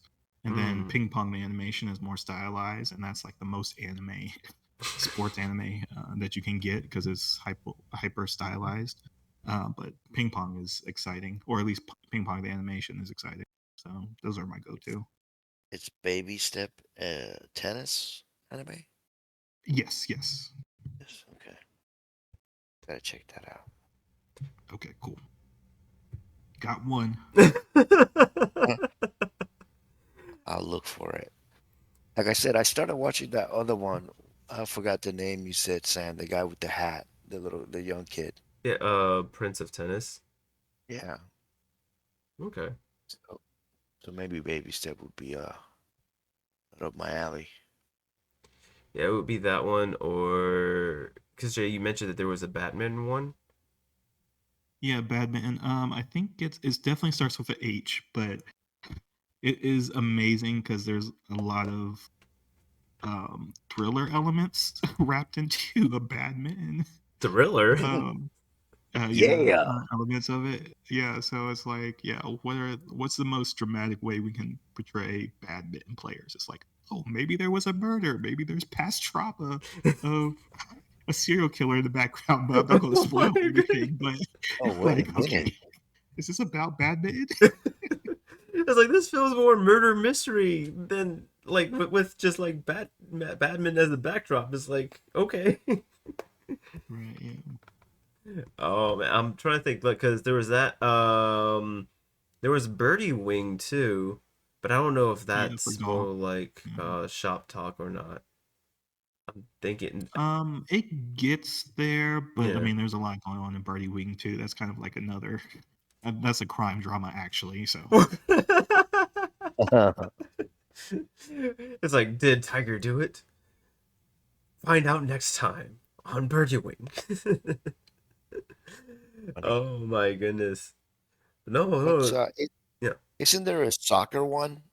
I've been trying to try that out. What is it called? there's so many soccer ones, It's but There's blue a yeah, maybe lot you of probably know soccer about Blue ones. Lock. That's probably the most. blue lock. Yeah. Have you seen that?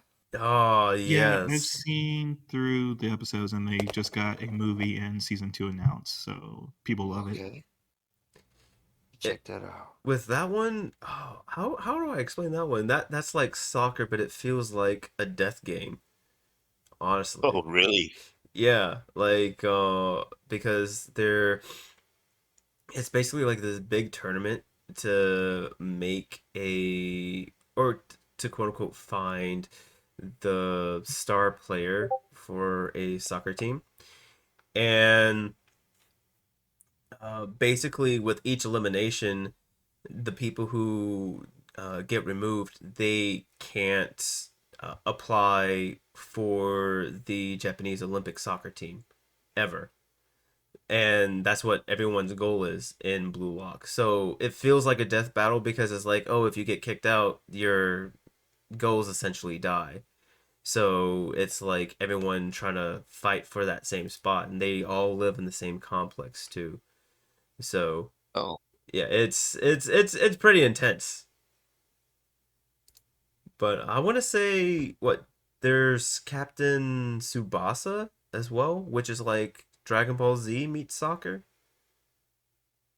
Facts. Yeah. But say Captain Kabaza? no, Tsubasa. It Tsubasa. yeah. Okay. Cuz that's a really old anime too, right, Jay? Like that came out 80s, Yeah, the 70s. original ones from the 80s, and then there was a reboot in the 90s, and then I think there's like a kiddie version of it, like currently going on. It's kind of like by the Beyblade Studios, so it's like really Yeah. superhero-y and power fantasy. But yeah, Oh yeah, there's like they'll like have the ball in the air and then the kid jump like 50 feet and do like a meteor strike, like all kinds of fanfare and I can special do that. effects. But no, man, it they're just talking about like it's just wow, like how diverse that the sports genre can be in anime. You can go from like team building to crime dramas and death games. It's surreal like how versatile it can be. It just I guess depends on like how you tell the story, really. But Yeah. that being said, anybody have like any final thoughts that they would like to say regarding about Haiku before we wrap things up? Yes, I'm watching season 2 today. Ooh, very, very nice. What? I'm in the J train now. What is it? 50,000 times? I got to beat that. 51,000 coming up. Well, no, he's seen the movie. I haven't seen that yet. Yeah, we gotta get good. I think like Yeah, he's seen it twice, he said. So I mhm. gotta at least do it once. Jay, with the movie, how much of the show do you have to see before you see the movie? Or can you go into the movie blind? oh, you can definitely go into the movie blind. Like they flash back to every moment with the Nikama team, so like you get a refresher on what how much of the emotional stakes are going on in the game. Okay. Okay, good. All right. So like it's a good balance. It's not like first half backstory, second half game. It's just interspersed throughout. Yeah, it's like the whole. I think it's 90 minutes, or it's like a standard feature length movie. But yeah, it's the whole match. Best to three essentially, and then the intersplice between the intersplice of the backstories and flashback to the episodes. Okay. Awesome. Now, Jay, do you have any closing comments on Haiku that you would like to make? I'm glad for the 10-year anniversary that this movie came out, and Hmm. I'm very much looking forward to the second movie. I don't know what the name is going to be, but it's going to be like the final nationals for the Karasuno team, essentially. Oh, okay. So, I didn't know they were slated for a second movie. Did they say when they plan on putting that out? I mean, they originally had the production notes for both of these movies together, so I would imagine since it just got to the U.S. and kind of blew up in the box office that Hmm. especially in Japan too as well. But yeah, probably within the next year or so, because Production IG usually has like 3 animes on their slate each year. So this is probably in the slot for next year. Okay. And was To the Top their last season, or? Yes, yeah. So season Okay. 4 is split into 2 cores, and it's To the Top is its subtitle. Okay. So then the movie is encompassing all of To the Top, or is it mainly just like the caveat at the end where it's like To the Top leads up to the movie, or you can watch To the Top and you finish the story?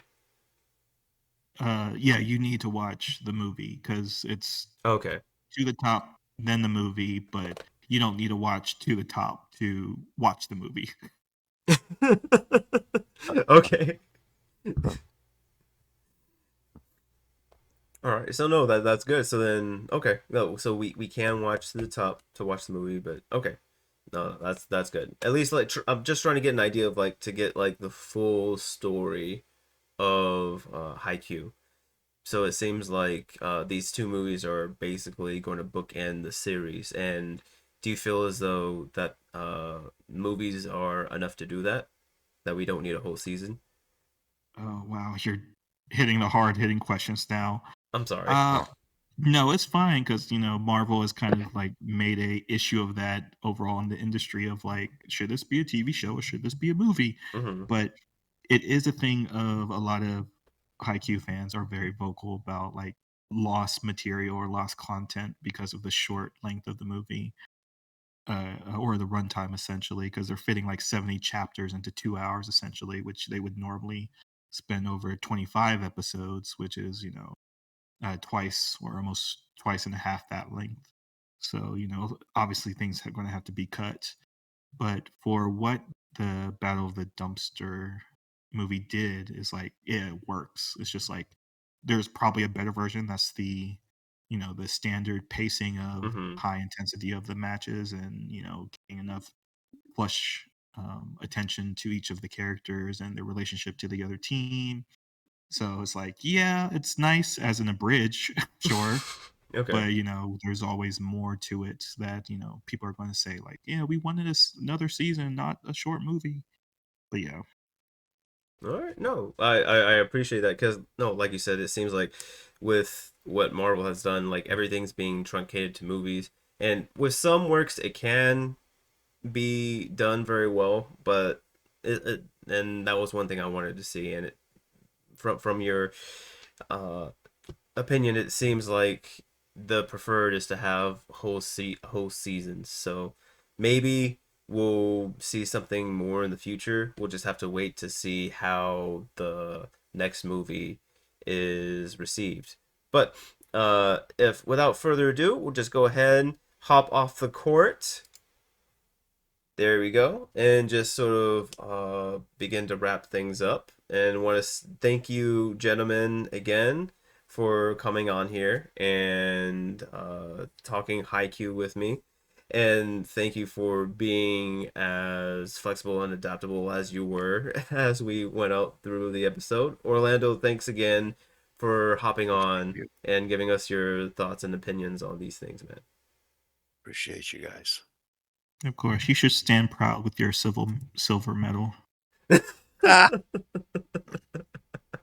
hey, they didn't win either, but they're coming back. Right, just So it's not yeah. about winning, all right, Jay? Jesus. It's about I mean, that's what losers participation. say, but whatever. It's a participation award, all right?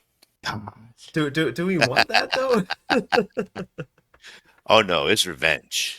Oh, just fuel for the fire. Okay. That's it. Fuel. Oh man. But Sure. thanks again, guys. Really appreciate it. Had fun this episode, and we can't wait to see you all next time as we sit around and we talk more anime stuff. Thanks again for hopping on, and we'll see you guys on the next one. It's Valley, number one. Sorry, Jay.